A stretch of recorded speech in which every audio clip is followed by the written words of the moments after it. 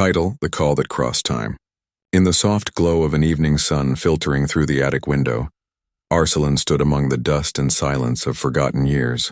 The attic smelled of old wood, paper, and memories, a faint trace of a life once full of laughter and warmth. He had returned to his ancestral home after his parents moved away, hoping to restore what was left behind. While cleaning, his hand brushed against an old chest buried under faded quilts. He knelt, opened it slowly, and found an antique rotary phone resting at the bottom. Its black surface was layered in dust, but it still looked strangely alive, as if it had been waiting. Arsalan smiled faintly, running a hand across it. "This must have been Grandpa's," he murmured, a flicker of nostalgia in his voice. He placed it on a nearby table and stared at it for a long moment. The phone seemed to hum with an odd quietness, an almost magnetic pull that made him curious. Without thinking much, he plugged it into an old wall socket. To his surprise, it still worked. The faint electric buzz filled the attic. Arsalan laughed softly, amused by the absurdity of it. "Let's see if you still remember how to call," he whispered. He dialed a random sequence of numbers, more for fun than expectation. The circular dial clicked with each turn, echoing through the attic. Then suddenly the impossible happened. The phone rang. Arsalan froze, heart pounding. The line crackled, and after a brief silence, someone picked up. "Hello? Arsalan?" a soft, trembling voice said from the other end. Arsalan's breath caught in his throat. He hesitated, unsure if it was a trick, a crossed line, or his imagination. "Who is this?" he asked quietly. There was a gentle chuckle on the other side, the kind that warmed his childhood memories. "It's me, my boy. Don't you recognize my voice?" The world seemed to stop. Arsalan felt his knees weaken. That voice. He had not heard it in over a decade, but it was unmistakable. "Grandpa," he whispered, his voice cracking. "But how? You're—" He couldn't finish the sentence. The line hummed softly like a heartbeat between two worlds.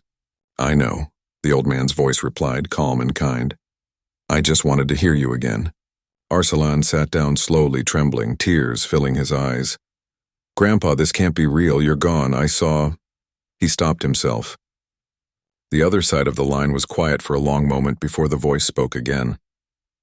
"Death is only a distance, Arsalan, not an end. I've been watching you. How you've grown. How you've held the family together. You fixed the roof just like I used to promise your grandmother I would." Arsalan wiped his tears, overwhelmed. "I tried, Grandpa. It wasn't easy after you left. Everything fell apart for a while." The old man laughed softly, the sound filled with pride. "And yet you stood tall. You became the man I always hoped you'd be." For a moment it felt as though time had folded upon itself, past and present joined through a fragile thread of static and love. The rain outside grew heavier, tapping on the window like gentle applause from another world. Arsalan closed his eyes, gripping the receiver tightly, afraid to let go. "I miss you so much," he whispered. "Every day." The old man's voice softened even more. "I know, my boy. But you must live. Promise me that you'll keep smiling even when life gets heavy. Promise me you'll remember that love doesn't fade, it just changes its form." Arsalan nodded, tears rolling freely down his face. "I promise." The line crackled again, growing fainter. "Good," his grandfather said, his voice barely audible now. "Then my work here is done." Arsalan's voice broke as he tried to respond. "Wait, don't hang up, please." But all he heard was the hum of static, then silence. The attic fell still again, as if the call had never happened. Arsalan sat there for a long time, holding the receiver to his chest, feeling both the ache of loss and the warmth of connection. Outside, the rain stopped, and a faint beam of sunlight touched the rotary phone, glinting softly. He smiled through his tears, whispering, "Thank you, Grandpa." From that day on, Arsalan never moved the phone again. It stayed on that small attic table, a silent reminder that sometimes love can cross even the boundaries of time.